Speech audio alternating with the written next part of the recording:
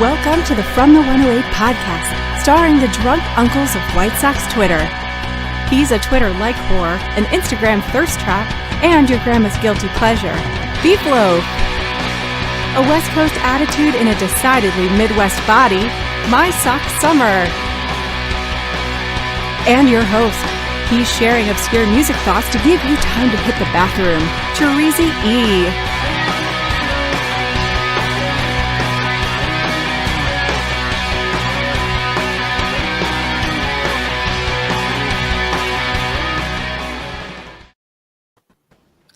Thank you, Cornsey. Welcome to the From the 108 podcast. Get ready for some baseball, beer, and bullshit. Jesus Christ. You're really loud. And remember the drinking rules. If Beefloaf says allegedly, or that he wrote a blog about that, you drink. If My Sock Summer mentions his time on the West Coast or something he's selling on eBay, you drink. And if I swear or say, here's the thing, you drink. As always, you can make one of us drink for $1.08. Or tell one of us to shut the fuck up for 5 minutes by tipping $5. Now, it's $50 to have 5 minutes of MSS on his own.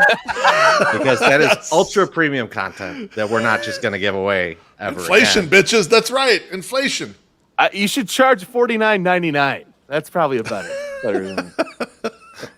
Beefloaf, what are you drinking, buddy? Am I really loud? You were. Now you're back down. You're back, I'm the same level I was before. You came through hot. He came in hot, and MSS reacted like he got scared almost. Like, I heard it too, and I thought, oh, that'll probably calm down a little bit. But MSS got scared. You got a little scared, it looked like. Did you shit your pants a little bit when that happened? A little bit. Poo-poo. Huh? It was like being in like the back of a warehouse, and you're really too close to that speaker, and they're like, you know, you're like, oh no, I'm getting fucking fired, bro. You know, one of those. Yeah, it was not good. Terezi, for the record, I am drinking red wine tonight. No free ads. As we had some rigatoni this evening, and I'm intending on getting wine drunk. I don't think this is going to be a really long podcast, but I'm going to try to drink really fast and get tore up and hung over tomorrow for you guys. Wow, I love it. Thank you. My Sock Summer, what are you drinking, buddy? So I'm starting off tonight with a fave. One of the bottles my dad did not crush and drink all of, and in his 3-day visit in the city of Chicago, the High West whiskey, the Double Rye. I'm gonna start off with that, and then I was like, you know what, Sox win, treat yourself, My Sock Summer. Maybe I'll have a little Buffalo Trace that I love so much right after that. Wow. So yeah, I love the Buffalo Trace. I hoard it. Like it's not $25 a bottle. Like I should just be able to like take that places and find. Oh, baby! Wow. Hoard. Someone's gonna screen grab that 100%. Remember Hoard Fest? Yeah, Hoard. But it's like you can buy 5 bottles for $25 a piece. I mean, it's kind of ridiculous. Treasy, what are you drinking? Hey, just real quick, send your socks. I'm yelling because it's almost Independence Day, baby. A couple hours away. True. That's yeah. Go ahead. What are you drinking? I'm just drinking some lime vodka. Whoa. With some ginger beer. I'm trying to clear out some stuff from the fridge and from the liquor cabinet all at once. We'll see how it goes. Is that Mr. Edie's or whatever? Right? Is that a Mr. Deep Eddies? Yeah. Yeah, close, there you go. Close to Mr. Edie's. Senor Sox is on one today. Yes, we did hear you in White Sox Dave's Twitter Spaces. We're not repeating what you said in there. That's hilarious. But I heard you when I was in there. That was fun. Oh man, I wish I could listen to it. I was not. Treasy, when you said you were clearing out, I thought maybe you needed to clear the system out. I thought you had some special drink that helped you like flush it, get it out of there. I do, but that's not that. That's just flat out delicious what you're having right there. It's not nothing to do with that, right? It's just Flavor City, man. Oh man, I've seen a lot of Mexican flag hoods this year. Yeah, I've seen some nice ones, man. Some huge ones too. Like people flying them big. I love it. I love seeing them, man. You know what this thing that I saw the other day that I don't see that often, and it's like when you put it around the hood of your car, like really tuck it in tight around the hood of your car, and like I see it every year, right? You don't see it too often, but that always makes me nervous, man. Like you're just driving and that thing just flies up. Like, and that just is nightmare scenario. Very safe, obviously very safe. Billy Wires up in the comments says he has a 4 a.m. start, which means he has to get up at 2:45. We don't give a fuck, Billy. We don't care.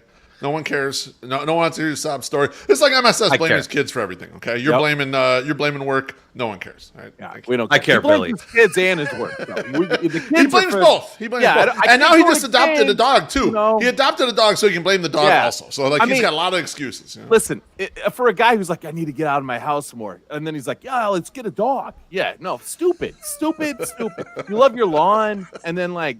You're fucking getting an animal to like shit all over the lawn. Why? I mean, this is just not very well thought out. You should definitely text me next time you're gonna do this, or just DM me because I don't want to give you my phone number. You weird motherfucker. Senor Sox is correct. Pussy electrician talk. Yeah, we're off that now. Flip those two words around. My Sox Summer, how you doing tonight, buddy? I am doing good. Your boy is coming off of a week, guys, that has just been crazy. It started 1 week ago. We recorded the podcast. Then we had Friday. I did a podcast with Yumper and Savo. We talked a bunch of Kevin Smith. Father Zoe was also. I enjoyed. Yeah, you were great on that MSS. I agree with Treasy. Really good. Absolutely really good. Father Zoe was on the podcast before me, so I had to like clean up his mess and make it more entertaining.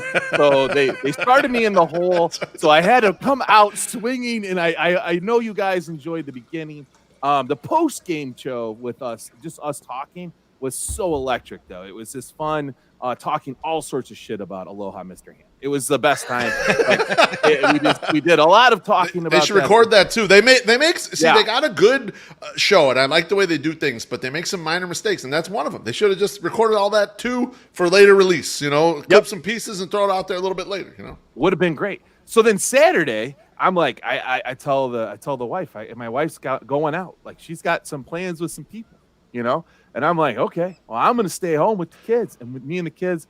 I stay home all day. I clean. I get everything ready because my parents are coming in on Sunday. Then I stay with the kids. We watch Lilo and Stitch. I am like on the recliner, and I got the 4-year-old and the 6-year-old, and we're just watching this movie together.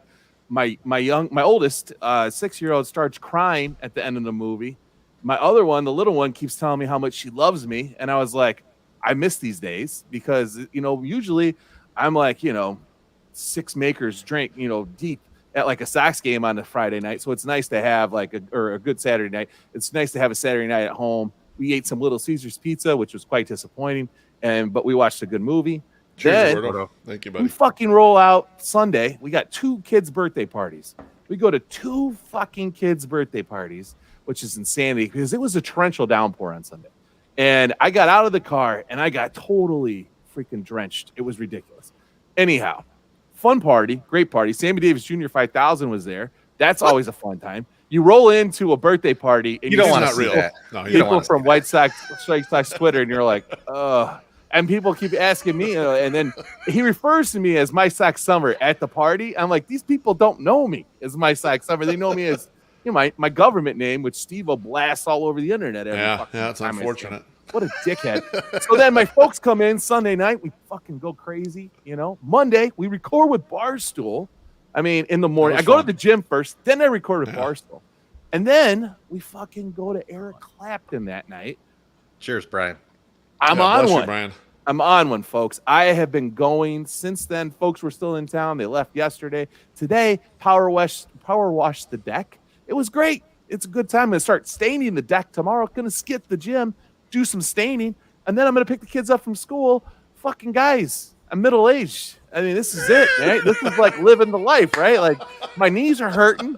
I wish I had some more CBD. I'm like, what the fuck? It's just been a time, but I wanted to say, it was just a great time. I had a good time with you guys at the Barstool thing, and that was awesome. So, cheers, fellas. Have a good podcast, and I'll catch you next Thursday. Great job. Thanks, tonight. MSS. What's funny is Baloney puts in the comments, I thought that MSS monologue was $50. We're getting this shit for free. Well, now listen, Baloney, I will take my shirt off and do the same chat, for $50. So I'll take my shirt off for $50. It's kind of funny how MSS, and yes, I am doing great, Treasy. It's kind of funny how MSS skipped. I wasn't going to ask you all the fun shit. I was going to go. You want to go? Go. No, I'm not going to go now. You do it. No, I'm good. How are you doing, Beef? I'm Beef, how are you doing? You go next. I'm going to unmute you. Yeah. God damn it, Beef. I'll do it. You want me to do it? I'll do his one. No, I don't want to talk to Beef for the rest of the show now. Because I was going to let you go. I was going to say, MSS skipped over all the fun shit so we went and recorded Redline Radio on Monday. And that was actually released Thursday morning. So now we go up there, and we've done this before. We've gone and hung out with the Barstool boys, and we've actually been on Redline Radio before. It's like kind of it's a big podcast for a year ago for idiots like us to be on there. So we go up there, and after that, and the plan was to do like a Sox kind of end of year thing and read some mean tweets and all that stuff. Head up there, good time, hanging out. It devolves into we're comparing Barstool Chiefs ass to Teresa E's ass, right there live, and they did not edit any of this. Like that, we sat there with them for 2 fucking hours. They edited absolutely zero. I took a huge L on the ass. He has a dump truck. He whooped your ass. We gave you the age-aided nice try. Like you're old, so we gave you the nice try kind of thing.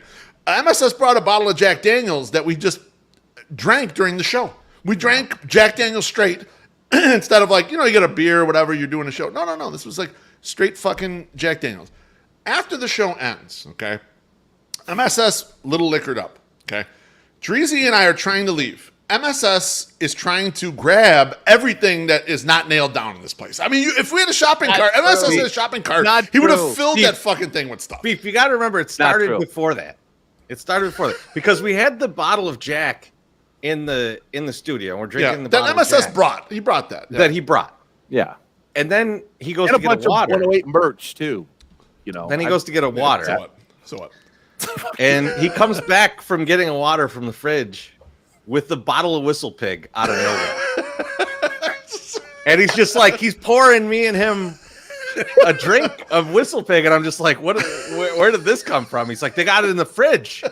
I was like, it's not ours. His instinct was to pour you two a drink. He did not pour Dave or I anything. He didn't even look at us when it came. He's like, oh, the good stuff. These idiots don't get to get it. They get to drink Jack Daniels. We're going to drink the good stuff. Which was the correct move. You would have appreciated it. I actually, the only reason I brought that in, did I bring the bottle in? Yes. Or did I just bring in 2 cups? You brought the whole bottle.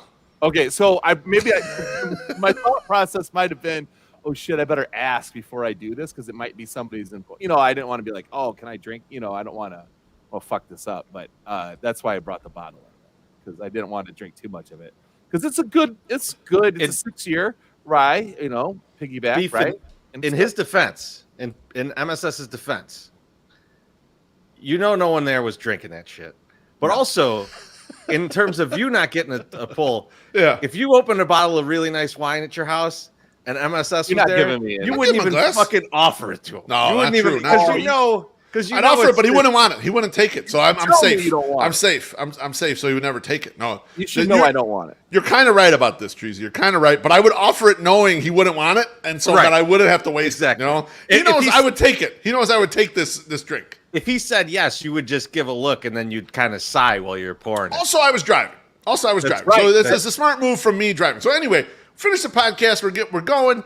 MSS is trying to grab everything, like all the free shit he could possibly get, every single thing stuffed in his pockets. Untrue. Treasy and I start walking out towards the end. 100% accurate. Treasy turns to the producers and some of the other people that work in the studio and said, anything that you want to make sure you keep, hide right now, because my Suck Summer is grabbing everything on his way out. And we left. And we were at the car already before my Suck Summer came out of the door covered in sundry items. He had like, it was like he had a cape on. He had so much stuff he was carrying on his shoulders and everything. He was like, guys, and by the time we, I don't want to skip too far ahead in the story, but by the time we got home, I was like, I'm looking at him like, how are you going to carry all this stuff into your house? Like, I was thinking, do I got to get out of the car? No, but he did. He managed to do it. I was thinking, do I got to get out of the car and help you? So we leave there. We're driving down Halstead. Now, my Suck Summer during the podcast was ultra hydrated, we'll say. He had to use the potty a couple times. We're coming down Halstead, and we're kind of like, I guess we're near Lake Street. We're almost at West Loop Tom's house. That's where we're at. And my Suck Summer's like, I have to pee, like legit have to pee, get out of the car, pee. And so we have to pull over on Halstead and let this grown man get out of the car and try to find a place to take a piss. In the middle of the day, it's 3:00 in the afternoon. He's roaming the streets like a vagrant looking for somewhere to piss.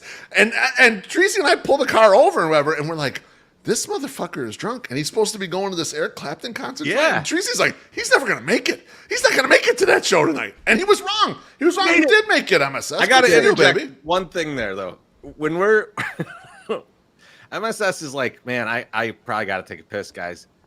Beefloaf is at this point just like, yeah, there's an alley right there. Just jump out and catch up with the car. Like that was his first thought. Like, hey, good luck. Maybe we see you later.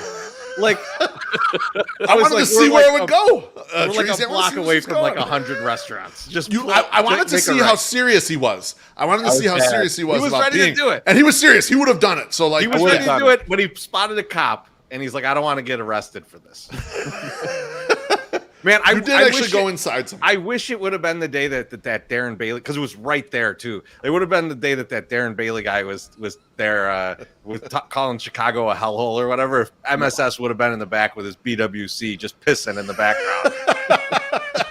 So let's just before like Senior Socks is talking about my prostate. Okay, I went to the gym before we went and recorded with Redline. So I take these little hydrator like disc things. I put them in the water, so it's like a double hydrator. So then I'm not going to be hungover, because I'm like, I'm going to start drinking almost immediately, when we get to Redline Radio. So I made sure that I was hydrated very well. I brought a bottle of water. I drank another bottle of water while we were recording. I drank way too much water, but I also woke up the next morning and was not hungover. So I did something right, because if you go to the gym and you drink all, I sweat out everything I had, and then I replaced it all with Jack Daniels and then later Woodford Reserve when we were at the Eric Clapton concert, and I still got out there and like was not hungover. I'm like, I did a good job. My body hurt a lot, but my head was not hungover. My body hurt a lot.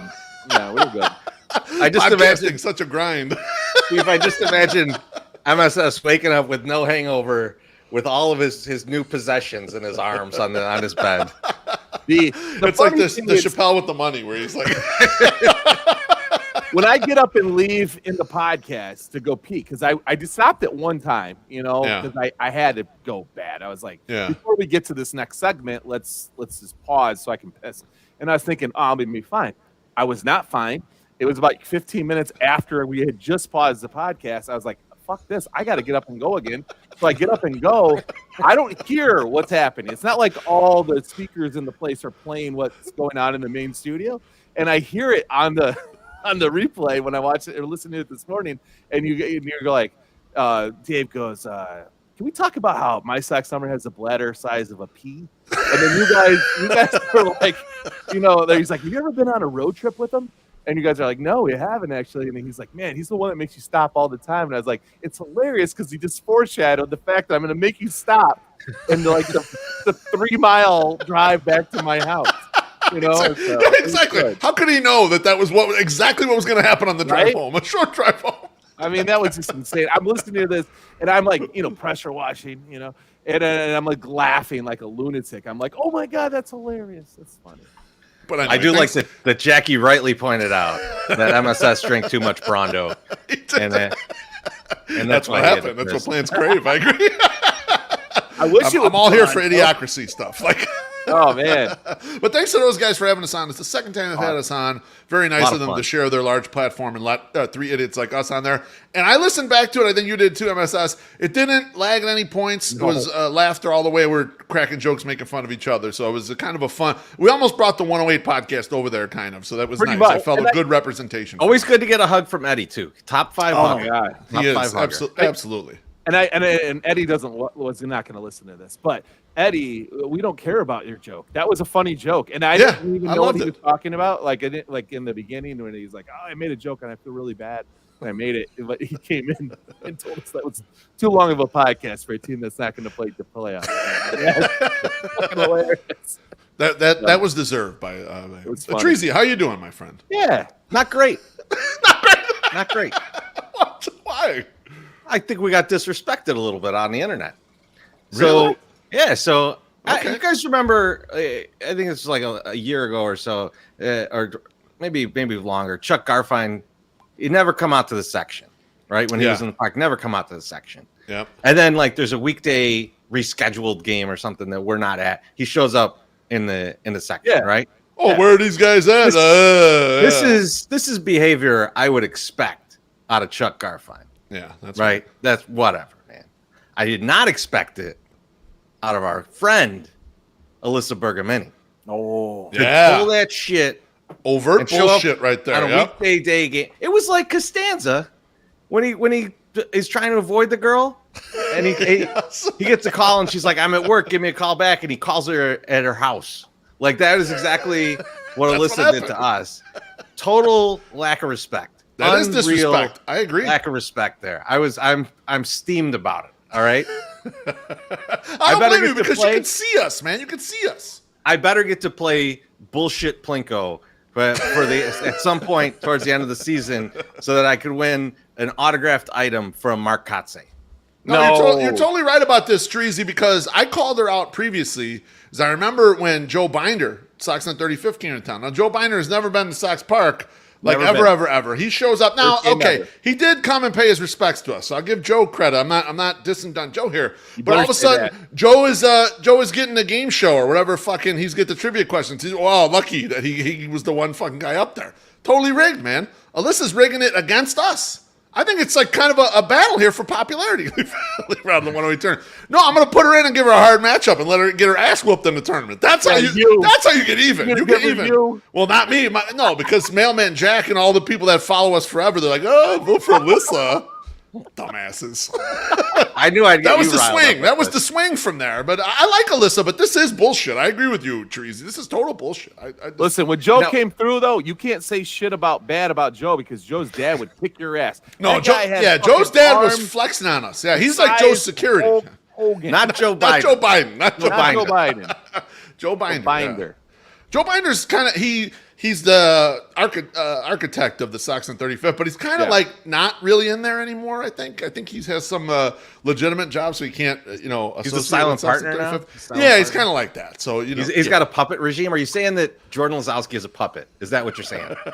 Well, he's pounding on him pretty good, so I don't know. Senor Sox asked, does NBC Sports Chicago hate the 108? They always keep me out of the top videos for Sox Math. I crush with the video. Twitter goes absolutely nuts. Yeah. Benetti loves the video, and then when it's time for a month-end videos, it's 3 dopey videos that are worse than mine. This happens every time I win Sox Math. So, and today it was funny. I'm working, but I heard the Sox Math thing go off. I went up, I did it, I finished second.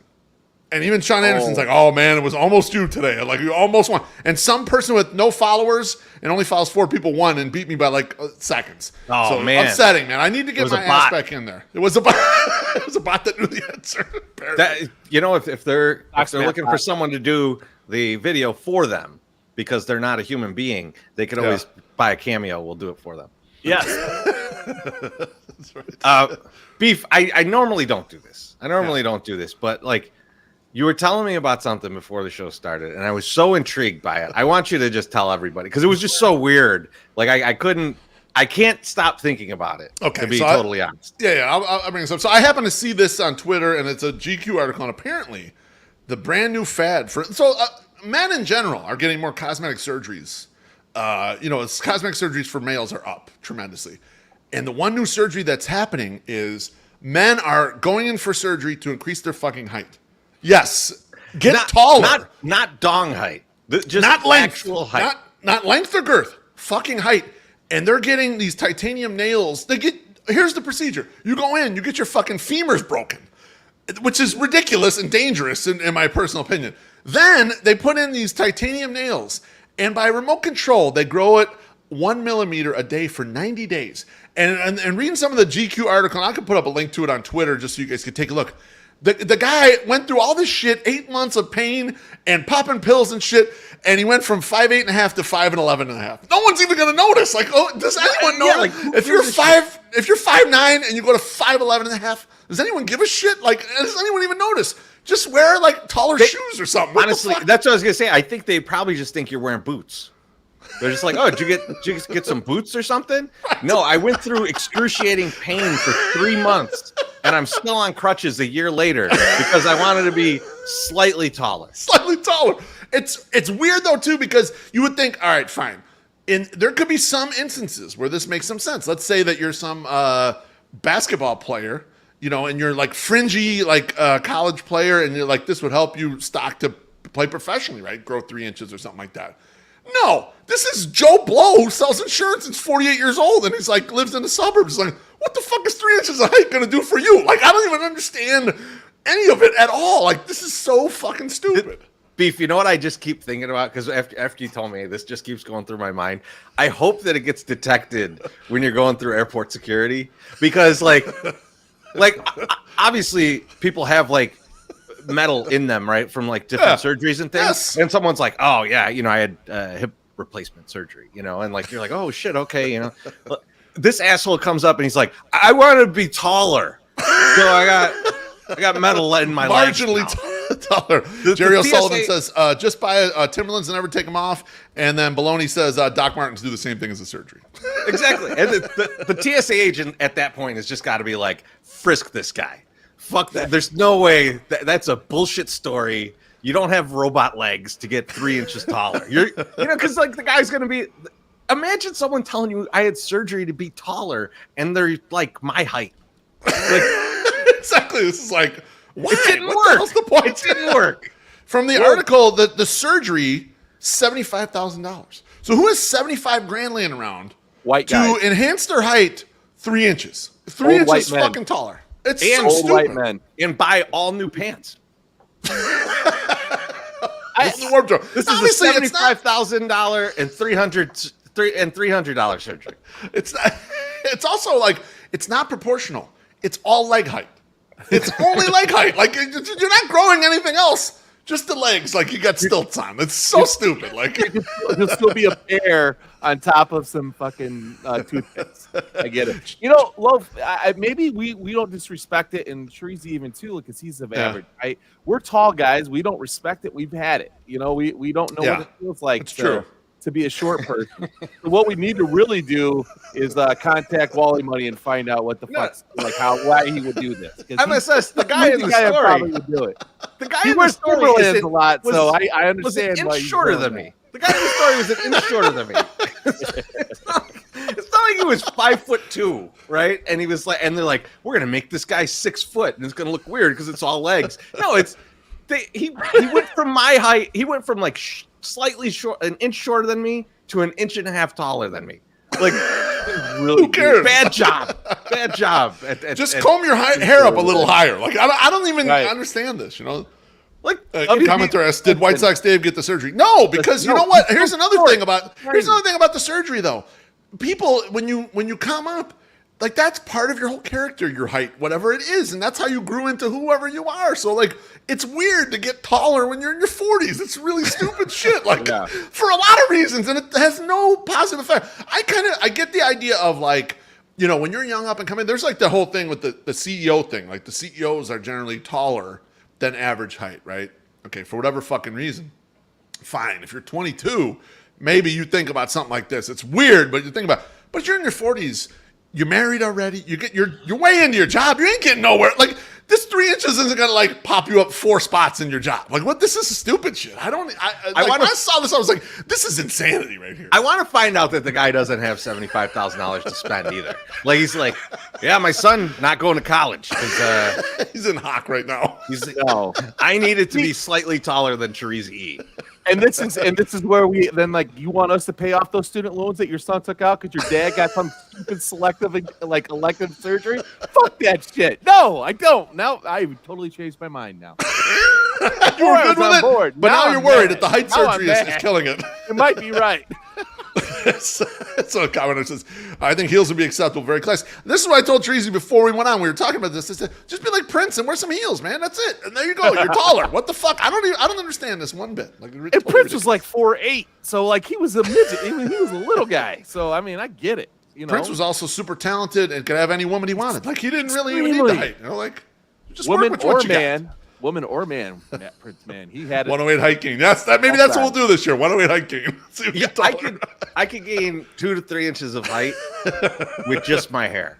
If I grow it out a little bit and just put it up a little bit, man, I'm instantly taller. Instantly taller. I think I might do that will be my 108 height gain this year. I'm gonna go from being 5'9", 220 pounds to being 5'11", 218 pounds. Well, the article also mentions how the surgery is a little delicate, and the guy is like over 200 pounds, so it's risky. Like he could snap the fucking thing because he's heavy, and he's got to be careful. It's like this is so ridiculous. I hate all of this. I don't know. Have we hit our bullshit quotient? For I think we have. Or what? Or I think so. I think I'm sorry. MSS. I think it's time to pay some bills. Buddy. Holy shit! All right, throw up that beautiful bean footage. By the way, Baloney says you have to say all of these companies. I'm gonna try. It's September, and while we hate to admit it, summer's almost over. It's sad, but that's reality. Next up, we might get 3 or 4 weeks of fall, but when it's fucking winter. And when it's winter, the most important thing you need to have on your vehicle is good tires. And Mazda of Orland Park is here to help. From now until October 1st, if you buy 3 tires, your 4th tire is free, or is $1. I'm sorry, it's not even free. It's $1. I'll give you that $1 though. It'll be free. That's right, $1. All major brands are included: Bridgestone, Dunlop, Goodyear, Toyo, Hanuk, Kohomo, and Yokohama tires. All them fuckers. Now, I know what you're thinking. MSS, I ain't buy tires from a dealership. They'll charge way too much. Well, guess what? If you find a better price on an eligible tire, rest assured they'll honor it with their 30-day price match promise. So what more do you need? So head on over to www.mazdavorlandpark.com and check out all the deals on this. Check out all the details on this great deal. Looking for a new or used vehicle? Why not take a trip down to Mazda of Orland Park and get to know their full lineup? Give them a follow on Twitter at ZoomZoomNation as they give away tickets and parking for Sox games all the time. Mazda of Orland Park, home of the Zoom Zoom Nation. 8910 West 159th Street, Orland Park, 708-444-3200. Zoom Zoom. Beautiful. Beautiful. You did pretty good on the. Oh, not good. Pretty good. Not pretty good. Yeah, I think you missed one. I think the natives liked it. I think the people liked it. Although Senior Sox is a good point. What's the asterisk about? We have that image. There's an asterisk, and we don't. There's no. Yeah, there's no footnote to the asterisk. Where's it at? So I think it's eligible tires. So you have to get certain tires that they're not just going to give you every tire. You know, like you got to pick the eligible. You can't get semi-truck tires on your car. Right. So yeah. I mean, I don't know. Fuck you, Senior Sox. Don't ask me fucking questions. MSS, people in the comments are saying that you might have gotten the surgery when you were out west to get taller. And Brian S says, not only did he get the surgery, he sweet talked the doctor with his Dennis Farina Midwest accent and got a discount. Now that I believe. The Farina accent. Farina does have the sexiest accent. We established this weeks ago. The Dennis Farina thing will never die for me. I love it. If you listen to us on Redline and this is your first experience hearing us, Dennis Farina got the sexiest voice of all time. This was established. We will take no questions on it. That's all right. It's time for some White Sox talk. All right. Beautiful. Holy shit. Beef, the White Sox had a game today, man. How about that? They did. So I put out a tweet before the game even started, and I said all these people's reputations are staked on this game, and I put a picture up of Rick Hahn, the Teflon Hahn meme, the Kenny Williams, don't get injured, Tony La Russa sleeping, and then my guy Josh Nelson with his hair all fucked up from during the pandemic because we had the stake bet, and Lance Lynn's going today, and it was like, okay, we need that's good. We need a good performance out of Lance Lynn, and I'll be honest with you guys, the game started off a little shaky. Lance Lynn got into trouble in the first inning, and some of it was aided by a terrible defensive play, a White Sox-ish defensive play, if you will. Pop up in the infield. Yasmani Grandal comes out and calls it. Now, Jose Abreu was charging down. Oh, thanks, you. Thanks, Young. Appreciate you. Charging down, but Grandal calls him off, and then Grandal lets the ball land safely in the infield and not catch it and put 2 runners on. Now, this is the point in the game where you think to yourself, okay, it's starting to fall apart. But you know what Lance Lynn did? Lance Lynn said, I can't trust the fielders. I got to go ahead and get 2 strikeouts, and he sure enough did. The badass, the big motherfucker, he got 2 strikeouts for us. And then the White Sox started doing something that Treasy's been hoping they would do. Treasy, what did they do? What did they start doing for you, baby? They started hitting home runs. That was plentiful home run game. It was Menachino magic in effect. Yep. Finally. Right. I mean, they've been doing it a little bit lately, but today was beautiful. They beat the shit out of a nobody pitcher. They like finally, got a game where they're like, this is just some guy off, from the minors coming up for basically a fill-in game since they got the 5 games in 4 days coming up after this. And they shoved it up his ass the way you're supposed to do. Absolutely. So I loved it. And I loved all the home runs, man. Back to back. The second time they've shoved it up his ass. I feel like it's his second start against the White Sox, and the Sox have killed him both times. No, I think this is his second start in the majors. I don't think he's played against the Sox before this. I think he. Oh, I thought this. Yeah. No, I think this is like his first time facing the White Sox, but they lit him up 5 home runs in total. Gavin Sheets' home run was the first one. It was a 2-run homer with Eloy on base. And during the at-bat, Treasy, he could not stop swinging at everything, including a pitch that was over his head. And I made a tweet about it. It's like, don't swing at stuff over your head. And 2 pitches later, he parks one in the right field stands. And it was Gavin Sheets' first road home run. So, like, this was like a kind of a coming-out party. My beautiful baby boy. He's all grown up. He's grown up. And then immediately after that, Andrew Vaughn, who hasn't been hitting home runs kind of at all, and who, Sean Anderson from CHGO and I go back and forth because he's like a big Sean Anderson, he's like a big Andrew Vaughn guy, and Jose Abreu hater, and I love Jose Abreu. And he hits a home run, and something I've been waiting for Andrew Vaughn to do is like get an inside pitch, and with purpose, pull that thing the hell out of the ballpark. Like, you don't have the right center power, but if it's inside, you're a good enough hitter. Pull it. That's his path to 30 home runs. That's how Andrew Vaughn becomes a 30 home run hitter. If he starts just waiting on those pitches, like inside fastball, and just drive it, like he does that so well. Yes, you want to see it so much more. He's trying too much to be this all-around good hitter, and I'm fine with that. I would like him to strike out more and hit more of those pitches out of the ballpark. I'll take the trade-off. He's got a 16% strikeout rate, which is really low in the modern game. Bump that up to 22, 23%. Let's see some more power. Go for yanking that ball out of there. And that just started the run party. Yaz hit a home run. Moncada hit a smash to straightaway center. That I was like, wow, is that going to get out of here? And it got out of here. I did not think Moncada gets to double-digit home runs. He got there.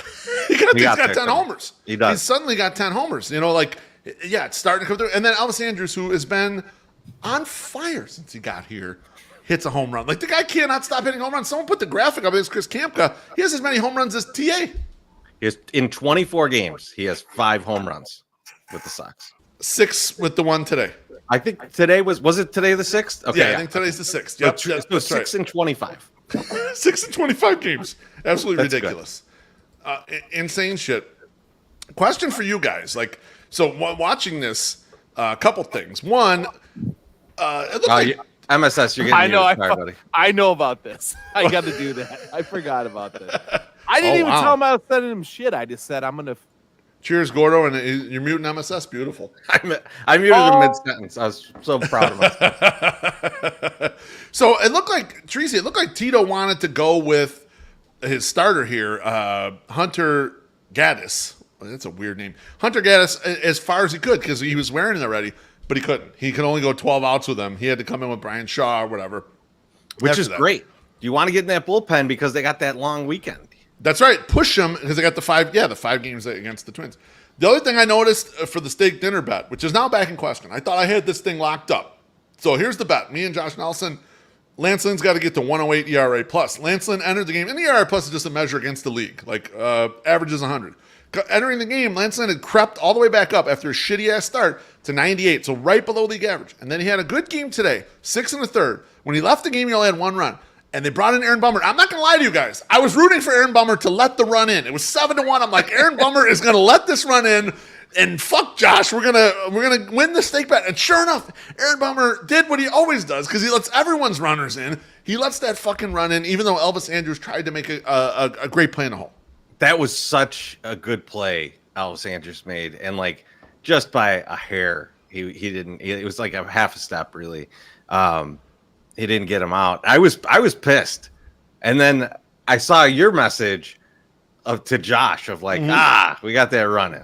I was like, thank goodness. That was a little bit of fun. It was nice to see. Although, Beef, I'm telling you, man, I just really want to see the Sox do this once. You don't want to waste your pitchers, right? You're up big in a situation like this. It's the seventh going in the seventh inning. Give someone a low leverage guy. Give him the 3 inning save. I want to see Velo. Bring in Vinny Velo. I was thinking that Tracy at the time. I think yesterday, and I think that was why they didn't do it. But I think that could have been. They had the opportunity. He's the guy, in my opinion, right? He's the guy. Like, you give him the 3 innings and let him get the old school 3 inning save, no matter what the lead is. Absolutely. No, I totally agree with that. One thing that struck me, and you and MSS had pushed me to watch the Tim Donaghy documentary. And so right after we did the Barstool thing, when I came home, I know you had to go back to work and MSS had child duties and stuff. My family was not home, so I put the Tim Donaghy thing on. I enjoyed the shit out of it. We could talk about that later on. But my question for you is, do you think David Stern made the Guardians start Hunter Gaddis? Because it was weird that they look, we're going to take our best pitcher. We're going to move him to tomorrow. We're going to start this bum and hope he doesn't get lit up. And, of course, he gets lit up by the White Sox. And perfect for us. I mean, but people were asking these questions there were a couple of Twitter spaces tonight. There were people asking the question, why did they do that? They could have buried the White Sox. I don't know. Do you think it was David Stern? I hope it was the ghost of David Stern. I don't know why they did it. It doesn't make a lot of sense. I was trying to figure out if there was some other scenario that we weren't seeing, where we're going to be looking at it and saying oh, well, this lines up the rotation moving forward, but it doesn't really. It doesn't put them in a good position in any way. I think maybe that they just felt let's see what we could do against the Sox. Let's throw this up for grabs and then put ourselves in position to sweep the Twins again. I think that they could just absolutely steamroll the Twins and not let the Sox get any, and hope that Detroit takes one from the Sox or something. And they just think we're going to pull away from them. Yeah, we're going to pull away from them, weak sister, and we'll pound on them, destroying the Twins. Yeah. I thought about that too, Treasy, and I thought about setting the rotation up kind of for the playoffs. Okay, we're far enough ahead. Let's set this up now. It's not going to hurt us that bad. The other thing I thought of though is Tristan McKenzie is very slight, so maybe he just needs an extra day. Maybe that was actually all it was. It's just maybe it was just the guy just needs an extra day. He's been working hard, and we need to put him an extra day. I mean, maybe that's what it was. I don't know, but we really, we're really Twins fans this weekend. I mean, we're really going to be rooting for these motherfuckers. Which is weird. We need some help from these guys this weekend, without a doubt, Man, I don't want to root with that Ted guy, man. It just makes my stomach upset. One other side note before MSS comes back in and gives his thoughts on the game today. Andrew Vaughn and Jose Abreu are now tied for RBIs with a nice total of 69. So it's going to be a race to the end. There's 20 games left, and they'll be racing to the end. Last things last, the White Sox right now are hitting their 1983 White Sox stride. Post All-Star break, 83 White Sox won and whooped everyone's ass and would score 10 runs every day. That's kind of what this White Sox team is doing. It took them too long, in my opinion. They started doing this kind of right after the All-Star break. We'd be home free. Right now, we got to sweat it. MSS, your thoughts? Oh, it's a great game. So we can move on. No, I literally, the one thing I had to say, and I was the complete and utter disrespect from the Cleveland Guardians by throwing a guy who's only thrown 2 games in a game that they could put us away with and potentially ruin our, our season. They didn't even try to do that. That should motivate every guy in that clubhouse to just want to rip their fucking throats out and just want to kill these motherfuckers every time. They respect you zero. They don't think you can do shit. They don't think you can do anything. And maybe that's what we saw. Maybe that's what we saw in the field. They're like, fuck you. This is a race and you think that we're not worth it. So we're going to come out here and destroy you. So whatever that is, bottle that up. Put it in the nice bottom of a good bottle. And when you need it, you fucking take a swig.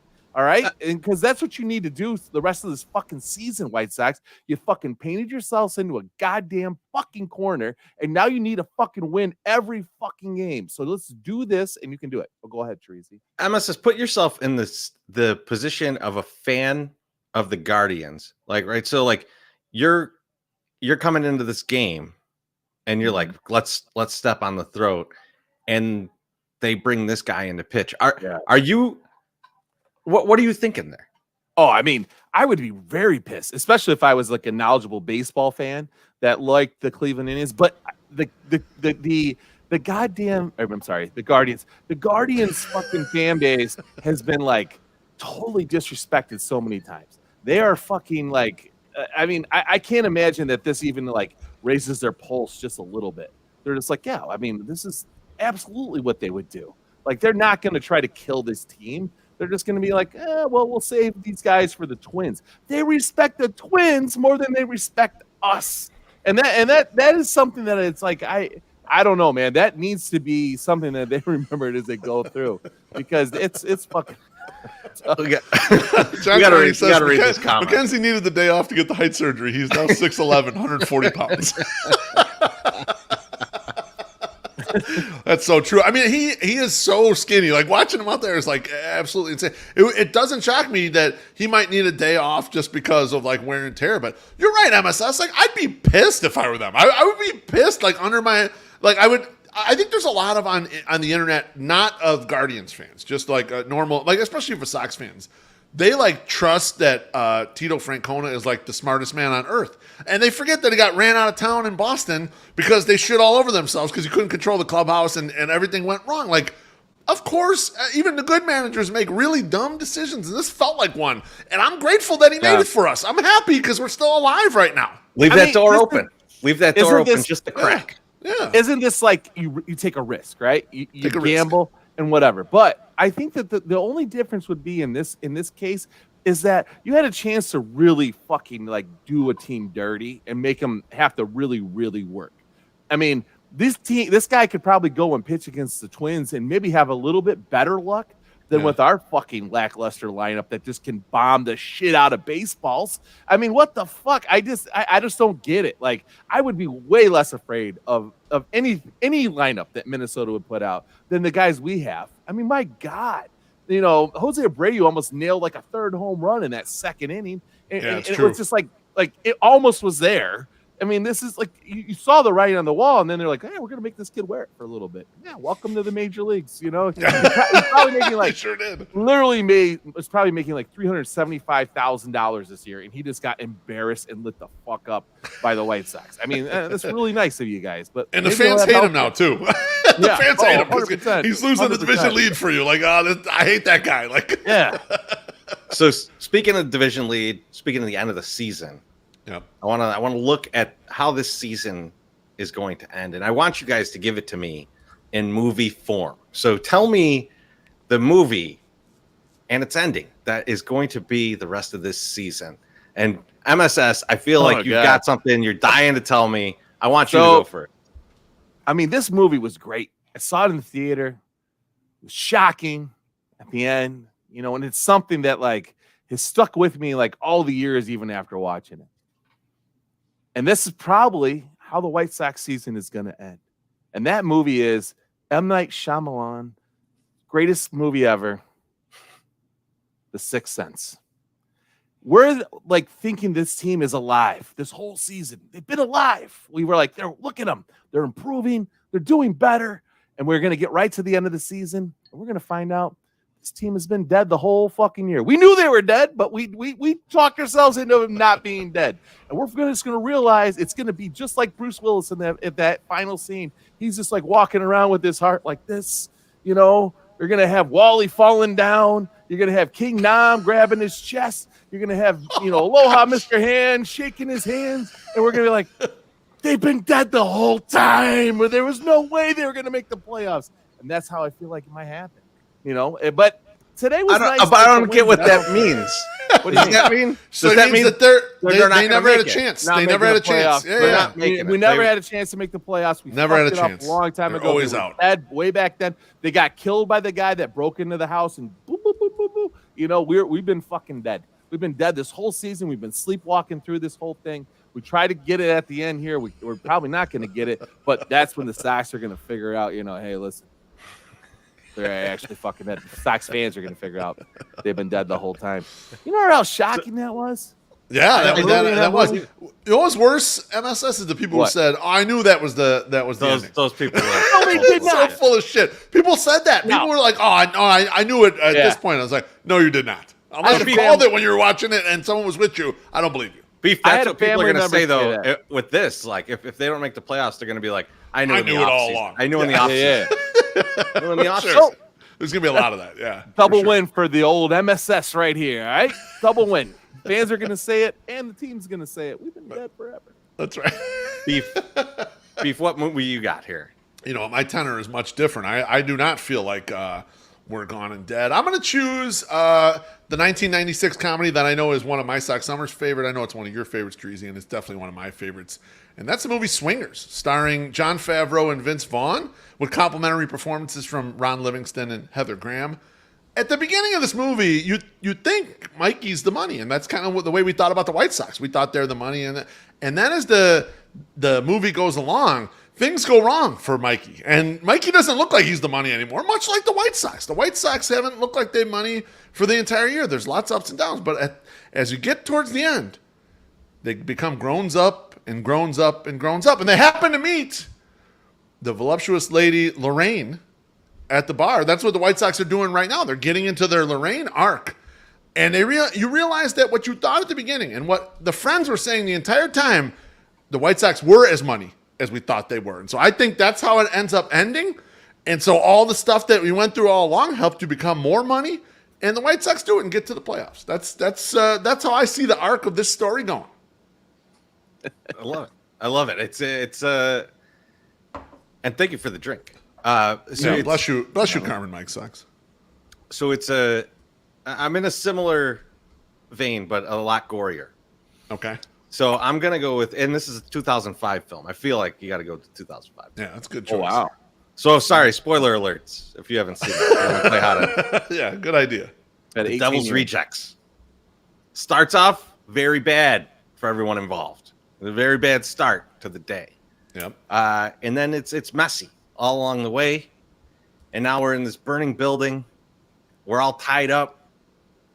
We don't really think people are going to live through this. We're confused as to why we're rooting for these people. And then out of nowhere, the dude that hasn't been in the movie since the very beginning shows up, starts snapping necks to get them freed. You get out of there, you get like sigh of relief. Yeah. Okay, we're going to get through this. So you get to the playoffs. And you get out on that road, and then there's a blockade, and you get shot 1,000 times. Yep. Plot twist, guys. Plot twist that I didn't know about for, none of us knew about for like another decade or so. They all live. Yep. By some miracle. So there's a chance, guys. There's a chance. Once we get out on that road, even when we get shot 1,000 times, maybe we get through it. So that's how I'm feeling right now. That's how I think the end of the year is going to go. I think we're going to get to the playoffs. I think we're going to get out of that burning building. All right. I want to ask you guys though, who's the guy that's going to come save us that we ain't seen all year? And there's a few options here, right? Because we ain't seen Giolito all year. It's true. We ain't seen Timmy in a long time, and we ain't seen Luis Robert really too much. So out of those three guys, who's going to be the one that comes in and breaks some necks for us? For me, it's not Gio, because he's not going to get a chance. Like he's gotten to the point where it'd be tough for him to even get a chance. I think it's Tim Anderson. Tim Anderson's the type of guy who can go to a playoff series and hit 500 for you out of nowhere, right? And he doesn't even like he's the type of guy like he hasn't hit in a month or 6 weeks or whatever, and roll out of the bed, start hitting. That's what I think. And Loaf, that's probably the good call, because I feel like Luis Robert might be injured. He's been swinging with one hand at the end of every game, so I'm not really sure he's 100% healthy. So is he going to come out and save? I don't know.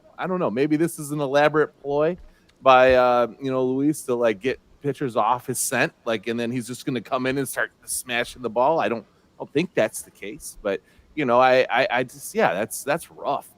And a great series of movies: The House of a Thousand Corpses, Devil's Rejects. Yeah, no, and the other one, the last one's not great. Three from Hell or whatever. But the first two are really good. I mean, it's good. It's good enough. It's good. I liked it, and especially coming from a guy that wrote such great music too, to especially get high to. Like if you like getting high to White Zombie is some shit. House of a Thousand Corpses is basically like a really long music video. I love it. It is. I love it. And you're right about how to enjoy it. But but yeah, it's just a really long music video. But let me read a few of these comments. Dale Shytown says the socks are the girl at the end of Texas Chainsaw Massacre. Couldn't agree more. Jerry O'Sullivan says, is the season summer school and Elvis Andrews is the guy with the bathroom key who pushes the glass grate over the top? That's funny. That's Featherstone from Necessary Roughness. That is. Like he said, that's like around the same time, and it's kind of funny. Like I was using the bathroom he had a 92 on his test. And then Baloney says one-legged Danny Mendick out of nowhere. Man, yes. I forgot to make that tweet today. I was going to say the one thing I've really been wondering since Monday is Dave finally Venmo'd Denny Mendick back the money he owes for tickets. He's bumming tickets off these guys. I'm going to say this too, and I don't want our fan base or people that are listening to us and watching us live to think that I'm negative on the Sox. I want the Sox to win. Okay, but I'm also here to provide some entertainment. I could not think of a good, happy end, feel-good movie, and I was like, I need to go with something that is just going to be funny. And I was like, Sixth Sense is hilarious, and apparently it wasn't. It's hilarious. Funny. I was like, this is great. This is like the most shocking ending, to a movie, and you're going to be like shocking. Then I was like, how am I going to twist this? And I'm like, oh yeah, the Sox have been dead the whole time. So, but we saw it. But yeah, so I really want them to make the playoffs. I don't want to pay the playoff invoice, but I want them to make the playoffs. There it is. I know it's coming. See, I kind of was going to go a different way, but similar thought, MSS, of like, remember They Live? And like how at the end, everyone gets the glasses and can see like everybody is aliens. Yes. Like, I feel like that's how the Sox have been recently. Like they finally just like can all of a sudden go like, oh, I could see the ball. And now I know that I should probably hit it out of the park. Like it all came together. That's what's happening. Yep. Like Miguel Cairo brought in the thing of sunglasses and was just like, all right, here, wear these. Now you can see the damn ball. Yeah. So Bill Webb brings this up. So it's Alvin Mack from the program is also Featherstone. He's also the dead football player in Beetlejuice. Yes. So this guy has made a career of being a great football player in movies. In movies, exactly. And Beer Garden says, wow, MSS spoiling the movie again. Like they can't believe it. The spoiler alert's unbelievable in this show. If you haven't I'm sorry about that. Sense by now, you're not going to see The Sixth Sense because no one knows who M. Night Shyamalan Ding Dong is anymore anyway. Don't worry about it. You're not going to watch this shit now anyway. MSS, your punishment? Yeah. You got to watch this YouTube video. Subscribe to our YouTube channel. If you're watching us on a live stream right now and haven't subscribed, make sure you tickle the undercarriage of that subscribe button and get on board. If you've already subscribed and are watching the show, talking smack about MSS's internet and generally meat gazing at Treasy E and I, please smash that like button in the face. If you are listening on the podcast feed and have never enjoyed the eroticism that is the YouTube version of this show, come to youtube.com/FromThe108 and hit that subscribe button. Our previous goal was 1,000 subscribers. We're currently at 1,100 plus. That's going to allow us to make minimum wage for about 1 hour per month if we do a full podcast schedule. You just can't beat that. So get your friends, your family, your dog, everyone to subscribe and allow the 108 to fulfill the dream of becoming YouTube thousandaires. I love you. I love how mad MSS is every time we play that. Well, I mean, now I'm starting to feel him because the number is so wrong.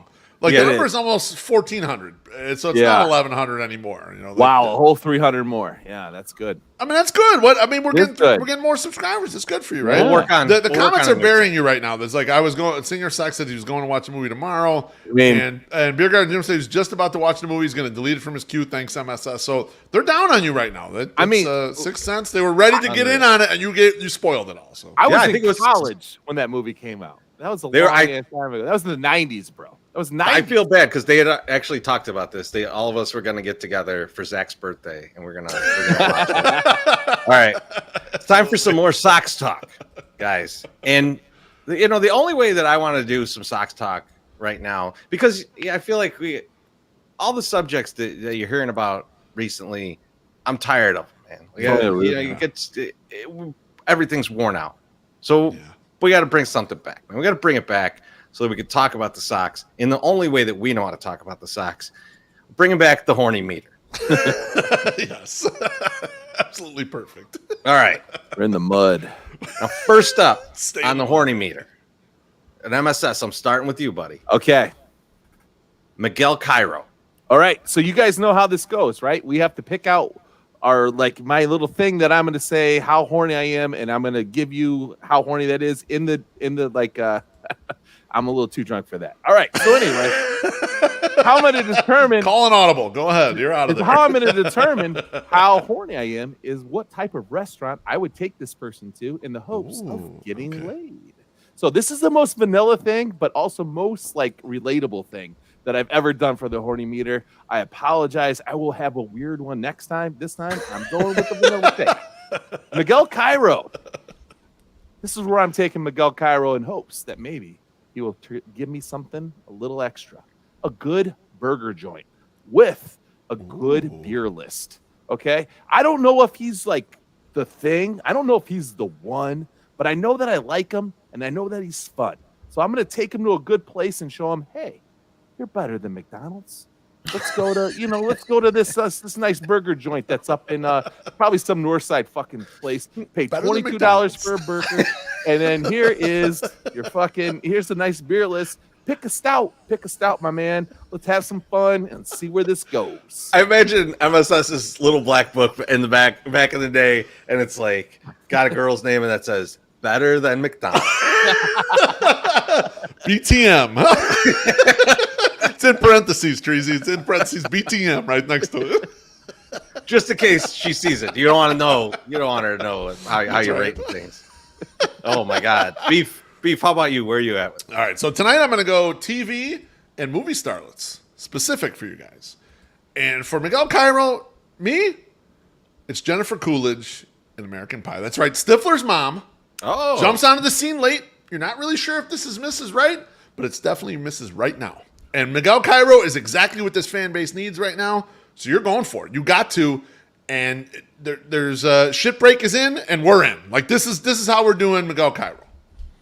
That's pre Werther's originals for her too. That's you're talking about a younger version. That's correct. And he's kind of a younger version of a manager. He's kind of not He's not that old. He's only 30 years older than me. Yeah, I was gonna say he's our age. He's been out of baseball 10 years. I mean, that's pretty quick to be up there to ascend to that level. So that's what I'm feeling right there. Treasy, how about you? Miguel Cairo, where are you at? You know how I do it. I always describe the relationship, the scenario here, right? So this is a rebound relationship after your last relationship ended in a wild, drunken argument at your grandma's house on Thanksgiving.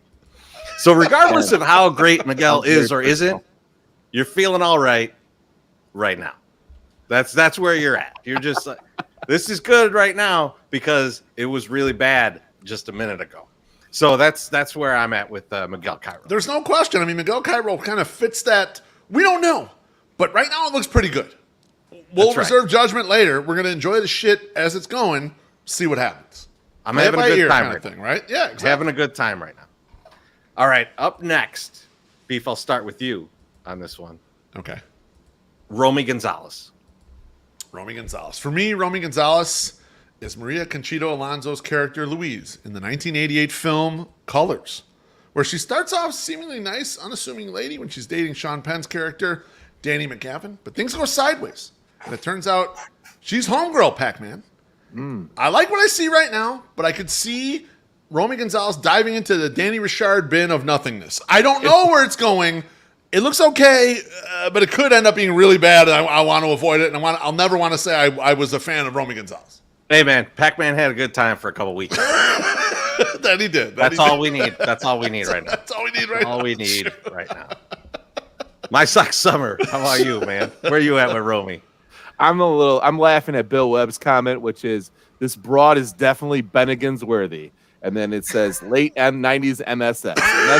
He's not wrong because Bennigan's was always looked at as a very fancy place. And it's funny because it leads into this. Hold on. Wait. In Sterling. Hold on. In Sterling. Yes, exactly. Because it was a chain restaurant. Now, Romy Gonzalez, I'm taking you to a nice chain restaurant, just like Bennigan, Macaroni or Grill, maybe Chili's, right? We always had Applebee's. Applebee's was total trash. I needed a nice place. We once went on a prom date to the Olive Garden in Rockford, Illinois, because that seemed like a really nice place to go. I might take Romy there. Listen, all the breadsticks and salad you want, brother, Thank you for doing a very good job. I'm excited with you. You know, I'm happy. Here's something nice, but not too nice. I like it. Now, you got to pick one of those restaurants that you said. What is your go-to chain restaurant that you would take Romy to? Like, because I feel like you wanted to say how excited you are about this. So I want to know what's the top of your chain restaurant tier. Easily the fanciest fucking chain restaurant known to man, Macaroni Grill. That place is the best. That is the best. You can draw on the fucking I've never been. Tablecloth. You've never been there? Yeah, no, I've never been. I don't even know where one's at. They got bottles of Chianti that just sit on the table. You just fill it up. It was only like $3. I mean, it's great. It's a great chain restaurant. Sounds great. I'd be down. You want to go? Funny, yeah, maybe. All right. Funny story. One of the last times I was in Akron, Ohio, my grandfather was like, "Hey, we're gonna go to dinner tonight." He goes, "Guess where we're gonna go?" I go, "Where are we going?" He goes, "Macroni's." I go, "What?"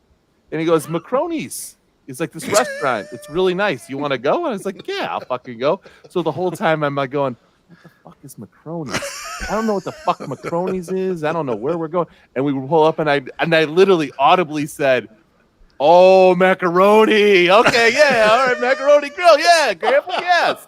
I'm down. Yeah, they get a lot. They got fresh bread. They have fresh bread, good butter. I mean, I'm a bread slut, and I'm sure Loaf is too. We love a good fresh bread. You know, it's good stuff. Yeah. Yep. Me too. I'm upset at myself. I'll be honest with you, because I was trying to find the comment from Sammy Davis Jr. that James Fox has $75,000 in gift cards from Chili's. I couldn't find it. I failed all of you.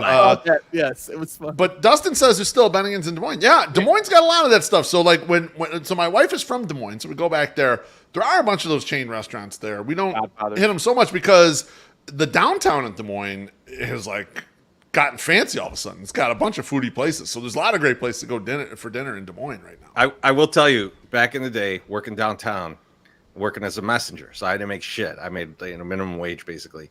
Yeah. And me and Polish with extra onions, the Friday fancy lunch was always Bennigan's, because there was a Bennigan's right there on Michigan. Nice. Yeah. It is. There is. And I've eaten there with my wife. That was, and I was like, I go, they still have a Bennigan's? And she's like, yeah, we should fucking go there. Let's go. And we went, and it was fucking horrendous.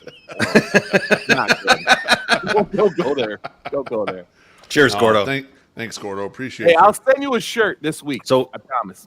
I do want to, for Romy here, I do want to read you guys a poem. Oh, I like that. So it goes like this. It goes, I arrived at her house, knocked on the door, not having no idea of what the night had in store. I'm like a dog in heat, a freak without warning. I have an appetite for sex, because me so horny. And really, the only reason I use that is because I want that to be his walk-up song. He's got to make that his walk-up song. I'm so tired. I'm so tired of having these University of Miami guys, and no one's doing 2 Live Crew. It is just disrespectful to Uncle Luke. I like this. Keep beating this drum. We gotta put this in someone's ear to make sure that this actually happens. I don't know who controls the music, but we gotta make a friend. MSS, that's on you. Make a friend with the person and get our asses in there, man. What? Definitely gotta do it. That was great, Treasy. I love that. That's gonna steal the whole segment, in my personal opinion. Hey, they retire the turnover chain too, right? They retired the turnover chain. Like they don't have it. You know what? Miami. Yeah, I don't think they have it. Everyone should retire the turnover everything now that UNLV has the turnover slot machine. Yes. That's there's no reason to ever have another thing. Like they won. I'm just saying we get the chain and like play some more 2 Live Crew. That's all. Oh yeah. Yeah. There's no question. No. Let's put that on Romy every time he does something good. I actually the other night at the park I said some of these guys I think we should get everyone 2 Live Crew music. I think Jose Abreu doing Band in the USA would be fucking perfect. He's perfect. My God. There's no question. That song was great. I remember it. Band yes, of course. In the USA. Yeah, they fought the Supreme Court, man. I love that. They did. Baloney says, I'm currently down a Maria Conchita Alonso rabbit hole. Don't hate it. And then Mike Press says they got great marinara at Macaroni's. Which I agree with. That's still fun. That was the funniest fucking thing ever. All right. Perfect. Next on the horny meter, and I'll start with you, MSS. This is people doing the wave during the 8th inning of a close game. Now, No fucking fooling. You know how much I hate the wave. Yeah, the wave sucks. It is a fucking thing that we bring up all the fucking time in the section. We've sold thousands of shirts that say wave sucks. We hate the wave. For the wave, the people that are doing the wave, I fake my own death to get out of fucking being involved in this date whatsoever. I don't even want to be around. I'm just going to kill myself. I'm not going to kill myself. I'm going to pretend to kill myself. I'm going to leave all my possessions wherever I'm living at that point and just leave. And I'm just going to start anew somewhere else. I might change my name. I don't know. I don't want to be around these people. The fuck off. I don't want MSS. I have a very similar one to you. I'm not changing my identity. Completely. But I don't want to be associated. Once these people are like, oh, hey, we might fuck. No, I'm gone. I'm out. I can't even. No, can't do it. You remember the episode of The Office when Michael Scott goes on the blind date and then he sees the girl and he pretends he's not Michael Scott? That's me for people who starting to wave. That's where I'm at. MSS. I'm along the same lines. Right there. I'm a little more subtle. You know. But at the same time, I want nothing to do with it. Beef, where are you at on this one? All right, so I got to go with Charlize Theron's character, Eileen Mornos, in the 2003 movie Monster, which I really enjoyed the movie, but that's no thanks for me. I'm going to pass on that one completely. Absolutely. Shelby's going to kill you. Nope, don't want it. Don't want it. Let's get on to something a little more, a little hornier. Absolutely. Elvis Andrus. Mm-hmm. Beef, where are you at on Elvis Andrus? All right, I got it. So he's the new guy, right? So I'm going to take the new girl. And that's star Zooey Deschanel. In some circles, you might not be in on her. Like people might be mad, whatever, wherever she was. But in this spot, people are way in. And that's what Elvis is. People are way in on Elvis's performance right now. And Zooey Deschanel shows out in certain scenes, not so much in others. That's where I'm at with Elvis. What movie is she in? Oh, it's a TV show called New Girl. The New Girl. I mean, she's also an elf. She's an elf. Okay. She's the female lead elf as well. Hitchhiker's Guide to the Galaxy. But her show where she was the star is called New Girl. Oh, I never saw that, but okay. It's pretty funny. I mean, I'll be honest with you. It's a pretty funny show. MSS don't watch TV shows. He knows that there's television, and on this they I don't watch TV. But you know that there are exactly. I don't watch MTV. I don't watch regular TV. Just MTV. MSS, where are you at with Elvis Andrus? Oh, dude. Elvis Andrus, baby. We're going to a nice steak restaurant. And not only are we going to a nice steak restaurant and we're doubling down, we're getting the good shit, right? Like you can order two sides, you can have a nice, get a good crust. Get a good crust on that fucking steak. But we're also gonna do this. We're gonna go early. And we're going to have drinks there first because they're fucking ridiculously expensive. So we're going to go there first. You're going to have a couple nice drinks. We're also going to get fucking appetizers. You know how much of a fucking waste appetizers are when you go to a fancy steak restaurant? Very wasteful. We need to do that. And I might allow them to order too. You can have a couple of drinks and have a couple fucking appetizers. I'm going all out. I'm going all out for this because I'm like, this is the one. This is the one I need to land. I need to make sure that I am doing everything that I need to do to ensure that this person ends up with me. I love it. I think that's a little too far for Elvis. It's not. It is not. I think so. I feel you. Now, I have a very different connection here. Okay. And Beef, you know this. I have proposed trading for Elvis Andrus a minimum of 1,000 times. Yes, you have. He's in 100%. so many of my trade proposals. And for him to come finally be on the team, we didn't even have to trade for him. We just picked him up off the waiver wire. And for him to perform the way he's performing, I have to assume this is how Manti Te'o would have felt if Lene Kekua showed up to the national championship game. Should we continue or is that mic drop? Are we just done? Is this over? We'll see you next week, folks. Same bad time, same bad channel. Later. Bye-bye, kids. Got one more. We got one more. The comments are speechless, just LOLs all over the place. We got one more we got to get through, though, guys. We got to get through with my guy, Adam Engel. And Beef. Man. I'll start with my Suck Summer on this one. I want to share my Suck Summers on this. Man, Adam Engel. Well, you used to get me going. I was very happy with you, but then I just kind of lost it. So you know where we're going? We're going to McDonald's. But there's only one condition with you, Adam Engel. You can't order anything you want. Only dollar. OWM. Only work McDonald's. You can only go. You can only order from the dollar menu. You cannot order anything.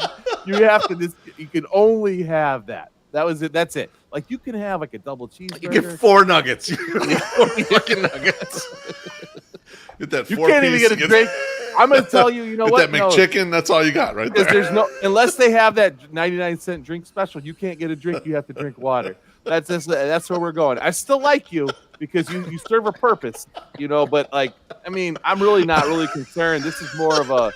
I'm more kind of like I've hit this before. So like I have to like be nice now, but like I don't want to. No, I'm not trying to get you anywhere. No, not happening. Sorry, Adam. Beef, you were good, but Beef, where are you at? Are you? Are you? As Eddie Murphy might say, better than McDonald's. I don't know. I'm not sure. My choice would be Melanie Griffith now, not Melanie Griffith back then when she was hot. I'm talking about the spitting image version of Melanie Griffith. You know what spitting image is, right? Yes. It's the puppet show where they got the exaggerated. That's how she looks right now of herself because of all the injections and everything. And so I'm like, it's way kind of a played out, a sad thing at this point. But you can do it because you can imagine before. And that's what Adam Engel is. How we're handling Adam Engel right now. That's right. Yeah. How about you, Treasy? Well, I have this. I said, well, you got drunk and you fucked your friend's sister. Now you have the choice of telling the truth and saying this is the end of the road, riding it out until she's done with you, or folding up shop and living wherever the hell Andy Dufresne lives. Say what to nail. Beef, I looked it up and I was like, nope. I'm glad you left it for me. You set that nicely for me. No way was I going to pronounce that right at this point of the podcast. I'm like, is that Dufresne right? Mike Perez says, my buddy and I are watching the Chiefs game, and he's asking why I'm dry heaving right now. Yeah, some things are happening. We're sorry. I like this other one, though, too. It's another one with the, no, you can't have a Shamrock Shake, you fucking Butterfingers hit. Like, wow, that's a lot of hate, Mike. I'm just like, listen. I mean, I like a little you, much, but like that's a lot. You need. We don't use the B word. Somebody, yeah, talk to somebody for a little bit. Talk to somebody. Yeah, you shouldn't say Butterfingers. No, you shouldn't say that. Well, this is the horny meter you walked into. You walked into the horny meter right now. This is what we do. That's how it goes. That's how it goes. So you're walking in now to the thank yous. But first of all, thank you to you for joining, for checking it out. MSS, who are you thanking, buddy? Well, hey, I got a lot of people to thank. First of all, I got to thank Barstool for this great bottle of their Pedialyte. They gave me 3 bottles of it. That's fantabulous. I also want to thank Barstool for my 3 Chi. This is the 400 milligram Delta 8. I also want to thank him for the 200 milligram Delta 9. Those are awesome. We're going to have some fun with that. Also, I want to thank him for the fucking JP Graziano's beef kit that they gave me. This honestly, is how much shit did you take? Good stuff. Now, what I didn't bring down because I didn't feel it was necessary, I got a bottle of hot Giardinera that they gave me from JP Graziano. I also have a bottle of hot Muffaletta. Yeah. I have that upstairs, and then I also have a Barstool shirt and hat that they gave me. You guys kind of played it up a little bit. Hold on. You played it up a little bit. No. You listed 40 items here. No. And let me just point out something about your Giardinera and your Muffaletta. Dave put that out on the counter to move something. Like he was moving that to put something out of the liquor cabinet, right? And to put a bottle of liquor in its place. And you looked at it when we were leaving. And you're like, "Oh, is this for me?" And I think Dave is just a nice guy, so he's like, "Yeah, I brought this out for you." Sure. Tyler Voss is like, he definitely took the beef kit off the studio desk. Yes, he did. Of course he did. Take it. Of course he did. They legit told me to take it. And then when I'm leaving and you guys are like out at the car and I'm trying to get over there, Dave is throwing shirts and hats at me, and I'm like, okay, No I'll way. take them. 0% chance that happened. He 100% did. He 100% did, and I'll show you the shirt, and then I'm going to shove it up. Baloney said, MSS stole Eddie's Tesla. Eddie's got a Tesla? Yes. I want that motherfucker to give me a ride. That'd be awesome. He's like, Ridiculous. I stole all the stuff in the thank studio, you. but I also want a personal Uber driver.